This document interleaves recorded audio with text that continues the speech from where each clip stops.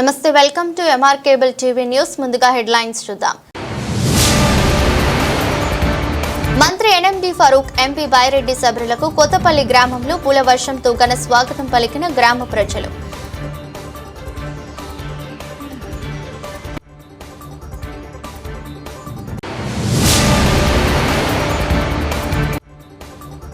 Road ప్రమాదంలో మృతి చెందిన వైద్య విద్యార్థిని 40 లక్షల చెక్కును అందజేసిన లోక్ అదాలా చైర్మన్ అమ్మన్న రాజా.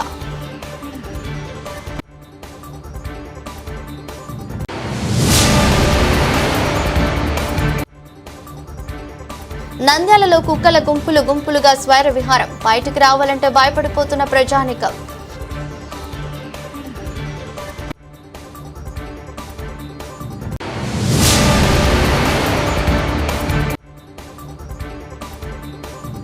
శక్తి యాప్ మీ దగ్గర ఉంటే ఒక రక్షణ భరోసాగా ఉంటుంది. పాలిటెక్నిక్ విద్యార్థులకు అవగాహన కల్పించిన సిఐ జయరాం.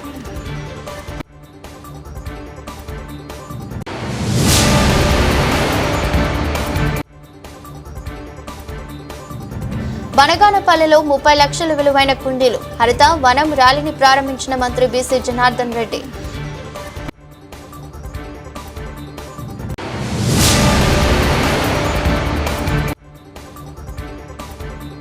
నంద్యాలలో తప్పుల్లేని ఓటరు జాబితా తయారీకి సమన్వయంతో పనిచేయాలని జిల్లా ఎన్నికల అధికారి కొండయ్య వెల్లడి.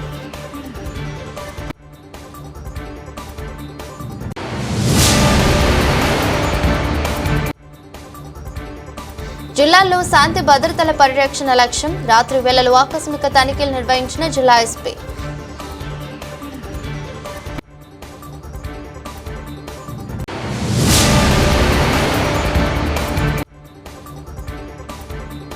నంద్యాలలో పంటలు వేసుకోవడానికి సమయం ఇంకా ఉంది. జిల్లా వ్యవసాయ శాఖ అధికారి ప్రసాద్ రావు.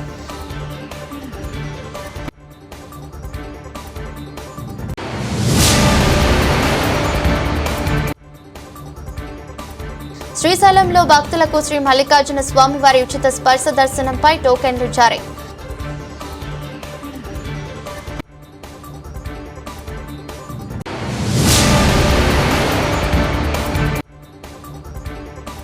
నంద్యాల శ్రీకృష్ణ దేవాలయంలో తొలి ఏకాదశి పూజలు ఘనంగా నిర్వహిస్తున్నట్లు ఆలయ కమిటీ సభ్యుల వెల్లడి. రాష్ట్రంలో కూటమి ప్రభుత్వం ఆధ్వర్యంలో అభివృద్ధి దూసుకుపోతుందని టీడీపీ రాష్ట్ర కార్యదర్శి ఏపీ మార్క్ఫెడ్ డైరెక్టర్ తాతిరెడ్డి తులసిరెడ్డి చెప్పారు. సుపరిపాలనలో తొలి అడుగు కార్యక్రమంలో భాగంగా నంద్యాల మండలం అండ్ కొత్తపల్లి గ్రామంలో ఆయన పాల్గొన్నారు. కార్యక్రమంలో భాగంగా గ్రామానికి చేరుకున్న రాష్ట్ర మంత్రి ఫరూక్, ఎంపీ బైరెడ్డి శబరిని తులసిరెడ్డి ఘన స్వాగతం పలికారు. గ్రామంలో ఇంటింటికి వెళ్లి రాష్ట్ర ముఖ్యమంత్రి చంద్రబాబు నాయుడు ఆధ్వర్యంలో ఏడాది కాలంలో చేపట్టిన సంక్షేమ పథకాలను, అభివృద్ధిని ప్రజలకు వివరించారు. సుపరిపాలనలో తొలి అడుగు కార్యక్రమంలో భాగంగా వచ్చిన గ్రామానికి వచ్చిన మంత్రి ఫరూక్, టీడీపీ రాష్ట్ర పరిశీలకులు నరసనాయుడు, తులసిరెడ్డి స్థానిక శ్రీలక్ష్మి సమేత చెన్నకేశవ స్వామి ఆలయంలో ప్రత్యేక పూజలు చేశారు. సుపరిపాలనలో తొలి అడుగు కార్యక్రమంలో భాగంగా తన గ్రామానికి వచ్చిన మంత్రి ఫరూక్, ఎంపీ బైరెడ్డి శబరి, టీడీపీ నేతలు ఇలియాస్, భగవాన్ చౌదరి, గుర్రప్ప, గఫర్ భారీ ఎత్తున పాల్గొన్న టీడీపీ నేతలకు, కార్యకర్తలకు తులసిరెడ్డి కృతజ్ఞతలు తెలిపారు.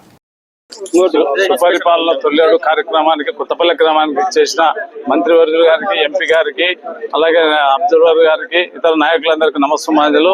ఈ రోజు కొత్తపల్లిలో సుపరిపాలన తొలి కార్యక్రమం, డోర్ టు డోర్ కార్యక్రమం జరిగింది. చాలా మంచిగా జరిగింది. జగన్మోహన్ రెడ్డి మోసపూరితమైన మాటలు చెప్పి ప్రజలను మోసగించినాడు. ఈ రోజు చంద్రబాబు నాయుడు ఎన్నికల వాగ్దానం చేసి అన్ని కూడా అమలు చేస్తున్నారు. రేపు ఆగస్టు 10వ తేదీ మహిళలందరికీ కూడా బస్సు ప్రయాణాలు ఉచితంగా ఉంటాయి. కాబట్టి అన్ని కూడా పెన్షన్లు కూడా ఇస్తున్నారు. ఆయన ఇతరులకు 200, 300 ఇస్తే ఒకటేసారి ప్రభుత్వం వచ్చిన తర్వాత 3,000 నుంచి 4,000 రూపాయలు పెంచడం జరిగింది. ఒకేసారి ఎలక్షన్ అయిపోతున్నా 7,000 రూపాయలు ఇవ్వడం జరిగింది. కాబట్టి ఫీజు రిమెంట్స్ లేదు, మద్యం మాఫీ అన్నాడు, అది కూడా లేదు. అన్ని స్కాములు తప్ప స్కీములు ఏం లేకుండా వెళ్ళిపోయినాయి వైఎస్ఆర్సీపీ గవర్నమెంట్ లో. కాబట్టి ప్రజలు చంద్రబాబు సార్ నమ్ముతున్నారు, అభివృద్ధిని సృష్టిస్తున్నారు, సంపదను సృష్టించి ప్రజలకు మేలు చేయాలనే ఉద్దేశంతో ఈ రోజు ఈ కార్యక్రమాలు జరుగుతున్నాయి. కాబట్టి అందరూ కూడా ఈ ప్రభుత్వాన్ని ఆదరించాలని చెప్పి కోరుకుంటూ సెలవు తీసుకుంటారు. జగన్మోహన్ రెడ్డికి నేను చెప్పేది ఏమంటే, నువ్వు గెలిచినావు, ముఖ్యమంత్రి అయినావు, ఓడిపోయినావు, మళ్ళీ ఎమ్మెల్యే అయినావు, నువ్వు అసెంబ్లీకి రావాలన్నా వద్దా? ఈ పని ఏమి? అసెంబ్లీ సమావేశాల్లో జీతాలు తీసుకుంటున్నారు. 11 మంది. ఎందుకు అసెంబ్లీ రావడంలే మీరు? అసెంబ్లీకి రావాలి కదా, వచ్చి అసెంబ్లీ మాట్లాడు. వద్దు గెలిచింది ఎందుకు పని లేకనా? ప్రజలు ఓట్లు వేసి గెలిపించేది ఎందుకు బజార్లు తిరగనిగా? కాబట్టి దయచేసి నాయన రా, రేపు అసెంబ్లీలో ఏం మాట్లాడుతూ మాట్లాడు.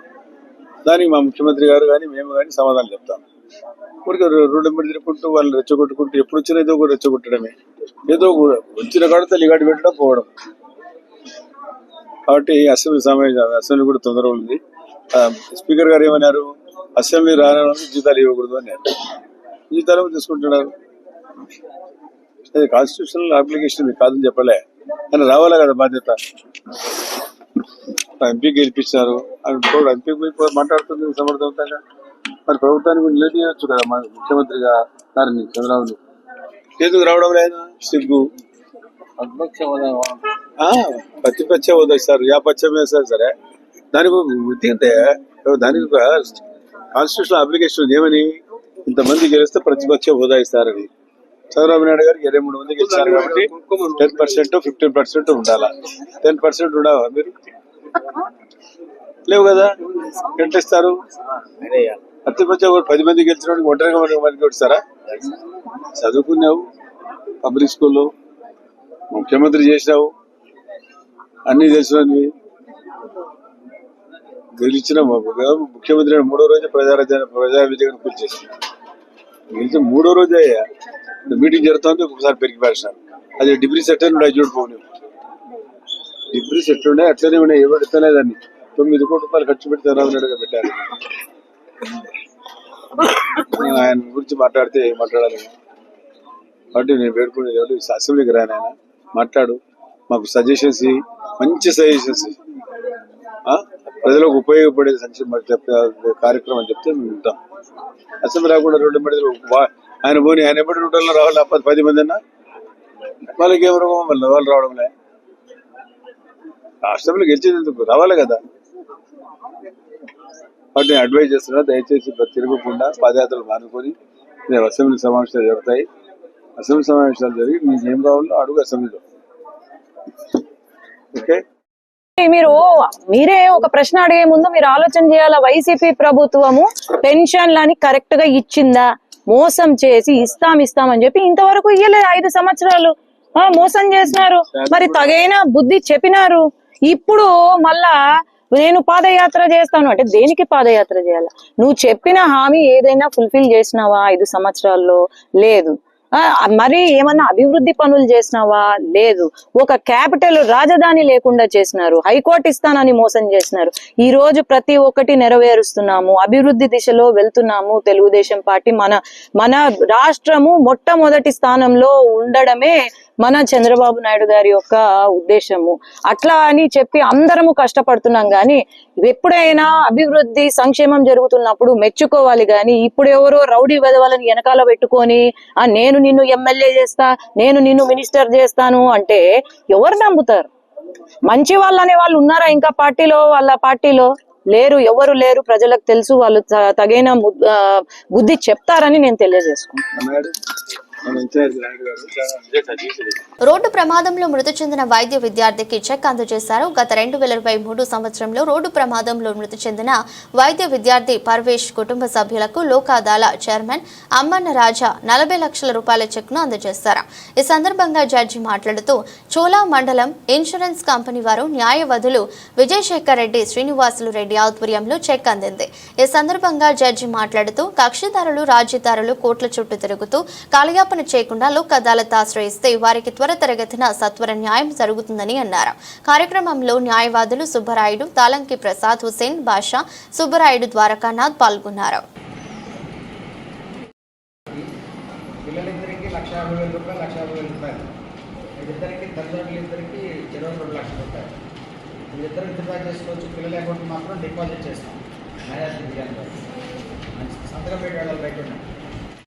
పూర్తి పరిష్కారం కింద 14,50,000 రూపాయలు మైనస్ తీసుకున్నాయి.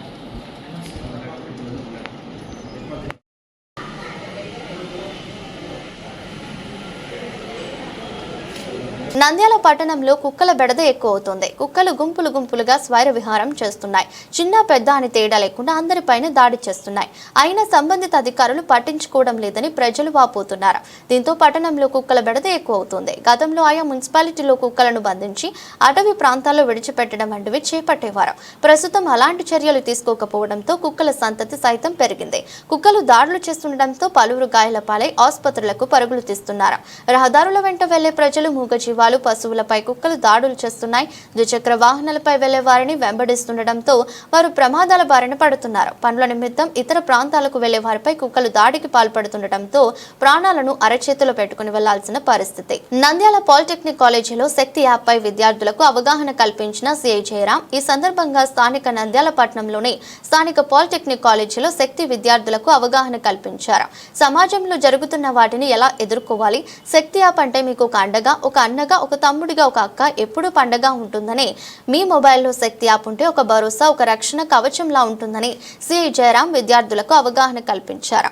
మీకు ఏ సమస్య వచ్చినా మీకు మేమున్నాం. ఎవరైనా గానీ ఆకతాయిలు వేధించినా, ఫోన్లో ఏదైతే ఏ సమస్య వచ్చినా శక్తి యాప్తో ఈ సమస్యకు పరిష్కార మార్గంగా ఉంటుందని, ఎవరైనా కానీ ఆకతాయిలు, రౌడీజం, బెదిరింపులకు గురి చేస్తే సమాచారం ఇవ్వండి, మీ పేర్లు గోప్యంగా ఉంచుతామని తెలిపారు. భాగంగా మా నంద్యాల ఎస్పీ గారి ఇన్స్ట్రక్షన్స్ మేరకు గవర్నమెంట్ పాలిటెక్నిక్ కాలేజీని ఎన్నుకోవడం జరిగింది. ఈ పాలిటెక్నిక్ కాలేజీ యాజమాన్యం వారు ఈరోజు వాళ్ళ యొక్క స్టూడెంట్స్ని మా జట్ట హాజరుపరిచి వాళ్ళకి అవేర్నెస్ క్యాంప్ కండక్ట్ చేయడంలో చాలా తోడ్పాటు వహించినారు. వీళ్ళందరికీ కృతజ్ఞత తెలుపుతున్నాము. ఈ ఆడపిల్లలకు శక్తి టీం గురించి, శక్తి యాప్ గురించి, child labour, child marriages, eve teasing, ragging, ఇలా తదితర అన్ని కేసుల గురించి, వాళ్ళ ఉమెన్ రిలేటెడ్ కేసుల గురించి అన్నిటికీ వివరంగా అవేర్నెస్ క్యాంప్ ఏర్పాటు చేసినాం. ఈరోజు ప్రభుత్వ పాలిటెక్నిక్ నంద్యాల కళాశాలలో అమ్మాయిలకు శక్తి యాప్ గురించి, ప్లస్ సైబర్ సెక్యూరిటీ గురించి, డిజిటల్ అవేర్నెస్ గురించి, ఇలాంటి క్రైమ్స్ నుంచి కూడా అమ్మాయిలు వాళ్ళ ఆపదలో ఉన్నా కానీ వాళ్ళ సెక్యూర్డ్ లైఫ్ లివింగ్ కోసము మన సార్ జయరామ్ గారు వచ్చేసి వాళ్ళ టీంతో వీళ్ళందరినీ అవేర్నెస్ ప్రోగ్రామ్ చేయడం జరిగింది. సో ఈ రకంగా అమ్మాయిలు ఏ ప్రాబ్లమ్స్ ఈ రోజుల్లో ఫేస్ చేస్తున్నారు అనేది కూడా వాళ్ళకు చాలా వివరంగా తెలియజేయడం జరిగింది. Digital awareness, cyber security and ఆపదలో ఉన్నప్పుడు SOS ఆపరేషను, లైఫ్ స్టైల్ ఎలా ఉండాలి, ర్యాగింగ్ గురించి కూడా కానీ, మరియు వాళ్ళు ఎలాంటి ప్రాబ్లమ్స్ ఫేస్ చేస్తున్నారు, ఈవ్ టీచింగ్ నుంచి ఎలా సెక్యూర్డ్గా ఉండాలి అనేది చాలా వివరంగా తెలియజేయడం జరిగింది. సో మా కాలేజ్ తరఫున, మా స్టాఫ్ తరఫు నుంచి కూడా జయరామ్ గారికి మరియు వారి టీంకు మాకు కృతజ్ఞతలు తెలుపుకుంటున్నాము. అలాగే వీళ్ళ సపోర్ట్నెస్ కూడా చెప్తూ పిల్లలు ఎలా ఉండాలి అనేది కూడా తెలియజేయడం జరిగింది. ఇది చాలా ఆడపిల్లలకి ఉపయోగకరంగా ఉంటుందని తెలియజేస్తారు. మంత్రి బీసీ జనార్దన్ రెడ్డి జన్మదినం సందర్భంగా బీసీ ఇందిరమ్మ సొంత నిధులతో 30 లక్షల విలువైన మొక్కలు, కుండీలు కొనుగోలు చేసి మొక్కలు నాటే కార్యక్రమానికి శ్రీకారం చుట్టారు.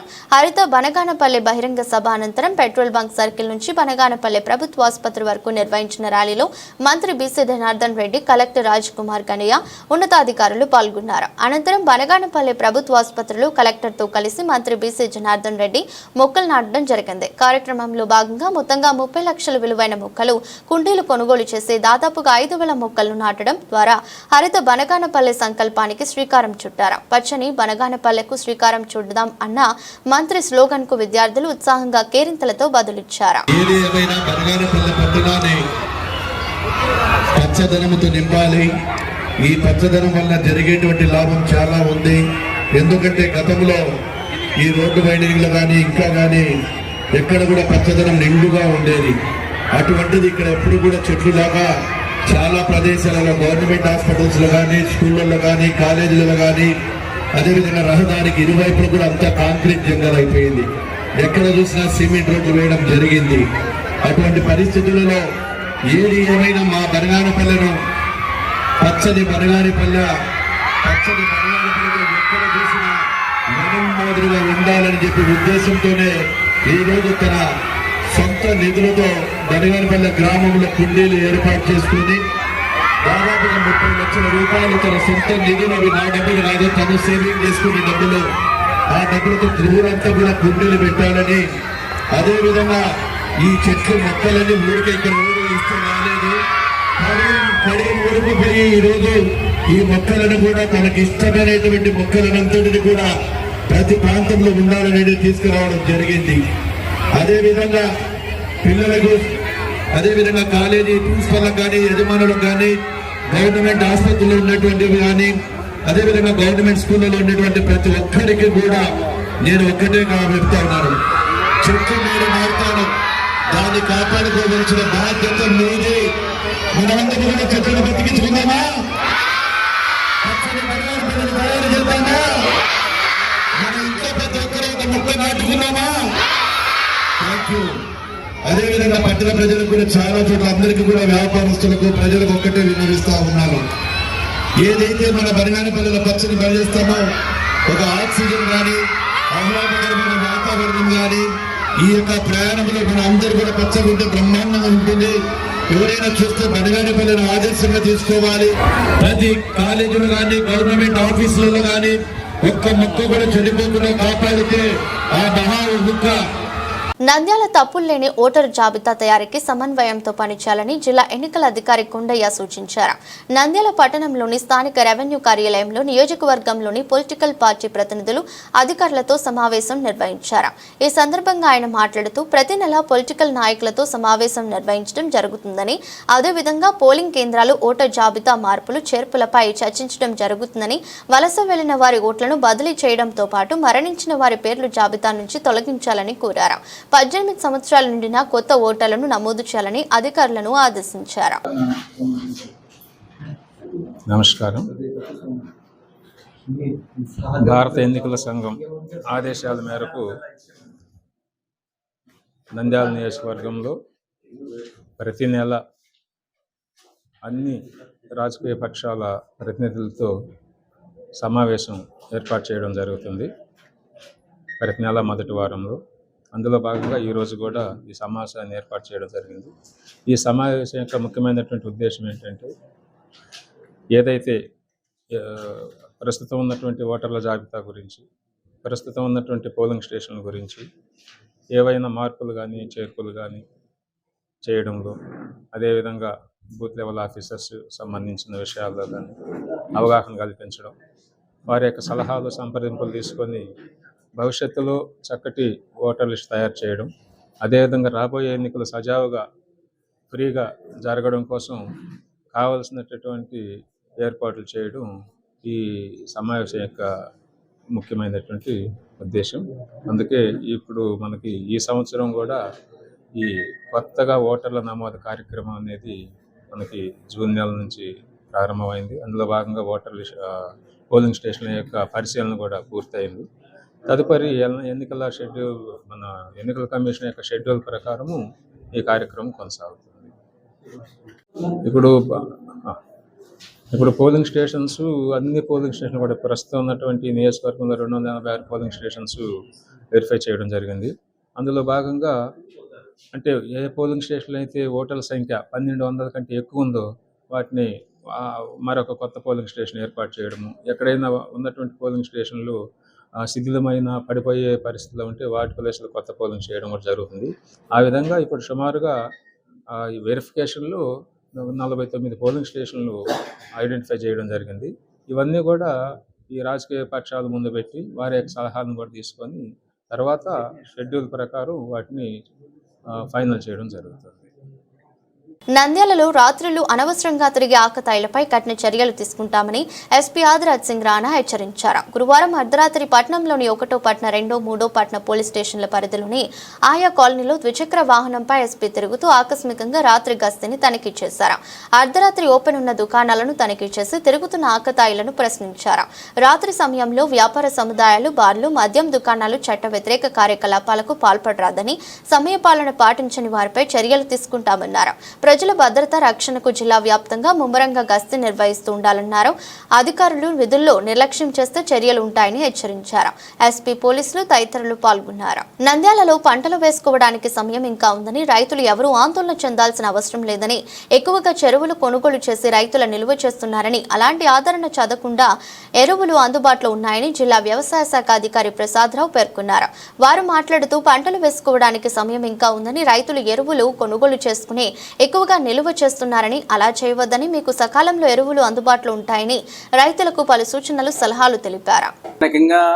పంటలు వేసుకోవడానికి సమయం ఉంది. చాలా మందిలో తెలుస్తున్నది అంటే ఎరువులు మనకు అవసరం ఉంటాయి కాబట్టి ముందుగా కొనుగోలు పెట్టుకుంటే బాగుంటుందేమో అనే ఒక ఆలోచనతో కొనుగోలు చేస్తున్నారని తెలుస్తుంది. నేను రైతులకు కోరేది ఒకటే, మన జిల్లాలో సమృద్ధిగా ఎరువులు ఉన్నాయి, మనకి ఇబ్బంది పరిస్థితులు ఏమీ లేవు. ఎందుకు చేశారంటే ముందస్తుగానే మనకు ఏప్రిల్ మాసం నుంచి కూడా ప్రైవేట్ డీలర్ల దగ్గర కావచ్చు, అలాగే సొసైటీల దగ్గర కావచ్చు, ఇది రైతు సేవా కేంద్రాల దగ్గర కావచ్చు, ముఖ్యంగా మనకు ఆ ఎరువులు నిల్వ ఉంచడం కోసం ఏపీ మార్కెట్ ద్వారా సమృద్ధిగా దగ్గర 9,000 మెట్రిక్ టన్నులను యూరియా, DAP ఇతర ఎరువులు మనం సమృద్ధిగా నిల్వ ఉంచుకున్నాం. అవసరానికి మనం వినియోగించుకోవడం కోసం ప్రభుత్వ నిర్ణయం కూడా అదే. వచ్చిన ప్రతి రేకులో కూడా 50% మనం నిల్వ ఉంచుకొని అవసరాలకు తగ్గట్టుగా సొసైటీల ద్వారా, రైతు సేవా కేంద్రాల ద్వారా అవి పంపిణీ చేయడం జరుగుతుంది. కాబట్టి ఎలాంటి ఆందోళన అవసరం లేదు. అక్కడక్కడ రైతులు ఏమిటంటే ముందుగా కొనుగోలు పెట్టుకొని ఉంటే మంచిది కదని ఆలోచన చేయడం జరుగుతుంది. దానివల్ల మనకు ఇబ్బంది అవుతుంది. ఎందుకంటే మనలో ఆ ఆందోళన అవసరం లేదు, సమృద్ధిగా ఎరువులు ఉన్నాయి, మీరు ముందు కొనుగోలు చేసుకొని పెట్టుకోవాల్సిన అవసరం లేదు. ప్రభుత్వం నుంచి సూచన కూడా ఏమిటంటే మనకు సమృద్ధిగా ఎరువులు సరఫరా చేయబడతాయి. కాబట్టి ఎవరు చెప్పినా ఏ రకమైన వార్తలు నమ్మవద్దండి. తప్పకుండా మనకు ఎరువులను మనము సమృద్ధిగా ఉన్నాయి, సరఫరా చేయగలుగుతాం. రెండవది, మనకు కొద్దిగా ఆందోళన కలిగించే విషయం ఏమిటంటే మన దేశంలో ఎరువులు ఎక్కువగా వాడుతున్నాం అక్కడక్కడ ఇతర దేశాలతో పోల్చుకుంటే. దాంట్లో ఆంధ్రప్రదేశ్లో మరీ ఎక్కువ వాడుతున్నాం. ఆంధ్రప్రదేశ్లో నంద్యాల జిల్లాలో అత్యధికంగా వాడుతున్నాం. అంటే దేశంలోనే 2వ స్థానంలో నంద్యాల ఉంది, మన రాష్ట్రంలో మొదటి స్థానంలో ఉంది. దీనివల్ల మనకు ఎరువుల వాడకం అధికంగా ఉండడం వల్ల దిగుబడి రావడం అటు నుంచి భూసారం తగ్గిపోయి భవిష్యత్తులో నేల సారాలు పనికి రాకుండా పోతాయి, భూమి పనికి రాకుండా పోతుంది అనేటువంటిది ఒక ఆందోళన కలిగించే అంశం. నంద్యాల లాంటి మన సమృద్ధి మంచి నేలలుండే ప్రదేశాన్ని మనం కాపాడుకోవాల్సిన అవసరం అంతా ఉంది. శ్రీశైలంలో భక్తులకు దేవస్థానం కల్పిస్తున్న శ్రీ మల్లికార్జున స్వామి వారి ఉచిత స్పర్శ దర్శనంపై ఆలయ ఈవో శ్రీనివాసరావు కీలక నిర్ణయం తీసుకున్నారు. దీనితో దేవస్థానం అన్ని విభాగాల అధికారులతో దేవస్థానం పరిపాలన భవనంలో ఈవో శ్రీనివాసరావు సమీక్ష సమావేశం జరిగింది. ఈ నెల 1వ తేదీన పునః ప్రారంభించిన ఉచిత స్పర్శ దర్శనానికి భక్తుల నుంచి అనూహ్య స్పందన లభించిందని, ఈ మేరకు భక్తులకు అసౌకర్యం కలగకుండా ఆన్లైన్లో ఉచిత స్పర్శ దర్శన టోకెన్లు జారీ చేయనున్నట్లు ఈవో శ్రీనివాసరావు ప్రకటనలో మీడియాకు తెలిపారు. భక్తులు ఒక రోజు ముందే ఆన్లైన్లో ఉచిత స్పర్శ దర్శనం టోకెన్ను పొందేలా ఏర్పాటు చేస్తున్నామన్నారు. ఆన్లైన్లో భక్తుల ఆధార్ కార్డు ద్వారా ఉచిత స్పర్శ దర్శనం టోకెన్లు పొందేలా, అలానే ఉచిత స్పర్శ దర్శనం ఆన్లైన్ టికెట్ విధానాన్ని ఎవరైనా దుర్వినియోగం చేస్తే చట్ట ప్రకారం చర్యలు తీసుకుంటామని, అయితే ఇక నుంచి భక్తులు ఆన్లైన్లో టోకెన్లు పొంది స్వామివారి ఉచిత స్పర్శ దర్శనానికి రావాలని భక్తులకు శ్రీనివాసరావు విజ్ఞప్తి. ఉచిత దర్శనం చేసుకోవాలనుకున్న భక్తులు వెబ్సైట్లో ఉచిత స్పర్శ దర్శనం టోకెన్లు పొందాలని తెలిపారు.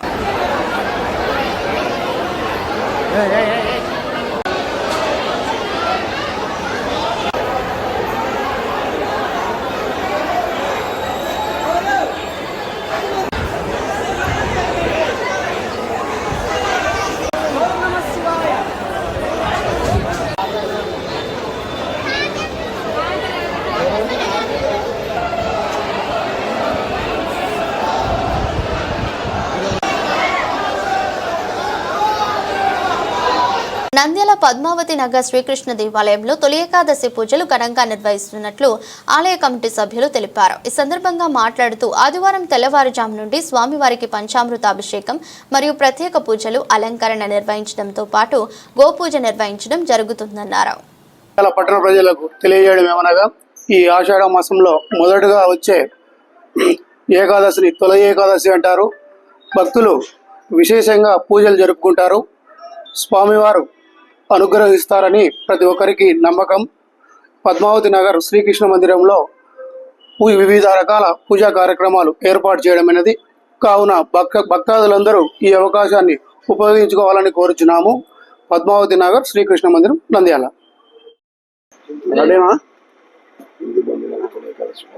శ్రీకృష్ణ పరబ్రహ్మణే నమః. నంద్యాల పద్మావతి నగర్ నిలిచిన శ్రీకృష్ణ దేవాలయం ప్రాంగణంలో తొలి ఏకాదశి పురస్కరించుకొని శ్రీకృష్ణ భగవానికి అలంకార ప్రియుడైన అలంకరణ జరుగును. స్వామివారికి అభిషేకము జరుగును. పాలు, పెరుగు, నెయ్యి, తేనె, చక్కెర, స్వచ్ఛమైన నీళ్లతో, జలాలతో, పండ్ల రసాలతో అభిషేకం జరుగును.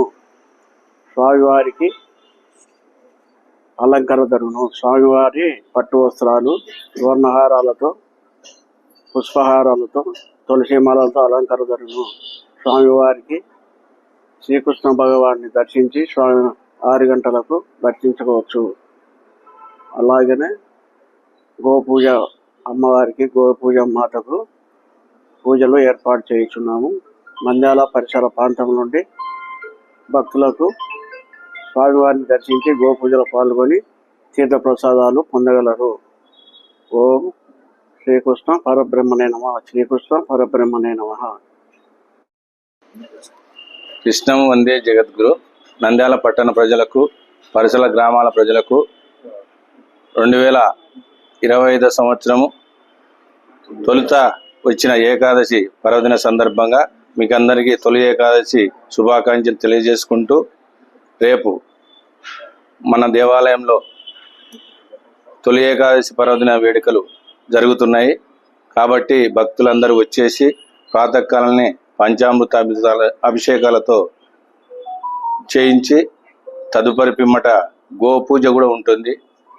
ఈ కార్యక్రమం వచ్చి విజయవంతం చేయవలసిందిగా కోరుకుంటూ, నంద్యాల పట్టణంలో గత 2017 నుంచి ఈ దేవాలయానికి సహకరించిన దాతలందరికీ పేరు పేరున ధన్యవాదాలు తెలుపుకుంటూ, ఈ దేవాలయం దినదిన అభివృద్ధికి సహకరించిన దేవస్థానం కమిటీ వారికి, అలాగే హిందూ బంధువులకు శ్రీకృష్ణ భగవాన్ సేవా సమితి తరఫున ప్రత్యేకమైన ధన్యవాదాలు. హరే కృష్ణ.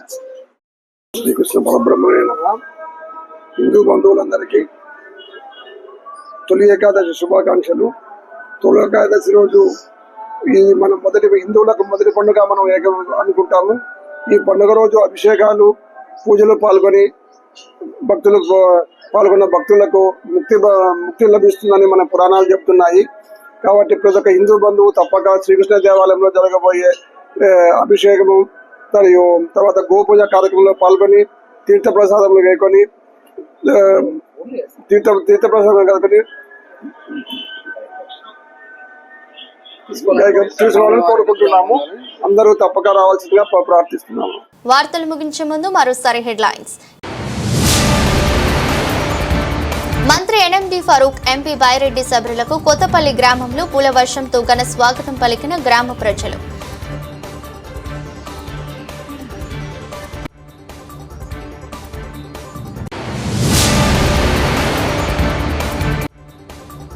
రోడ్డు ప్రమాదంలో మృతి చెందిన వైద్య విద్యార్థిని 40 లక్షల చెక్కును అందజేసిన లోక్ అదాలా చైర్మన్ అమ్మన్న రాజా.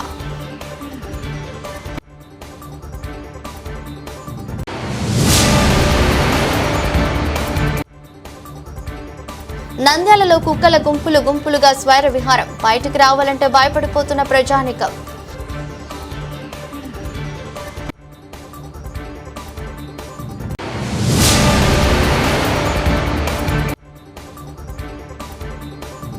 శక్తి యాప్ మీ దగ్గర ఉంటే ఒక రక్షణ భరోసాగా ఉంటుంది. పాలిటెక్నిక్ విద్యార్థులకు అవగాహన కల్పించిన సిఐ జయరాం.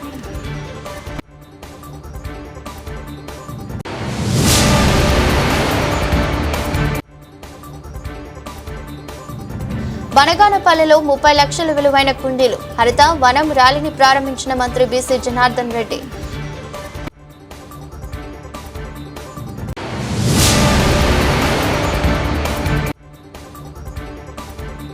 నంద్యాలలో తప్పుల్లేని ఓటరు జాబితా తయారీకి సమన్వయంతో పనిచేయాలని జిల్లా ఎన్నికల అధికారి కొండయ్య వెల్లడి.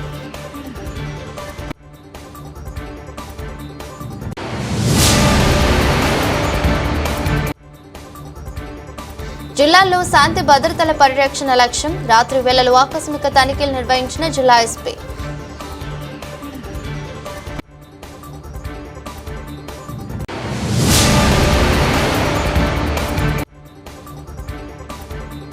నంద్యాలలో పంటలు వేసుకోవడానికి సమయం ఇంకా ఉంది. జిల్లా వ్యవసాయ శాఖ అధికారి ప్రసాద్ రావు.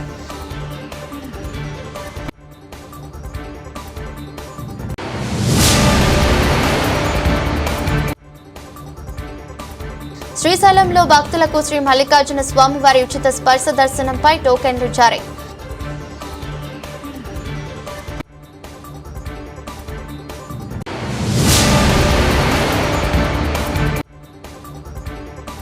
నంద్యాల శ్రీకృష్ణ దేవాలయంలో తొలి ఏకాదశి పూజలు ఘనంగా నిర్వహిస్తున్నట్లు ఆలయ కమిటీ సభ్యుల వెల్లడి. ఇది బులెటిన్. మరో బులెటిన్లో మళ్ళీ కలుద్దాం. అంతవరకు సెలవు. నమస్కారం.